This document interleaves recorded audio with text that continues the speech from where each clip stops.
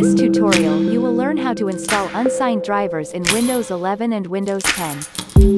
First open Start and type cmd. Right-click Command Prompt and select Run as Administrator. Press Yes.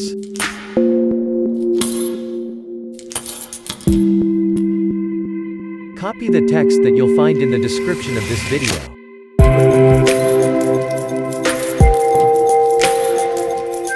Right-click the white frame and select Edit. Select Paste. Now press Enter. Type Exit and then press Enter.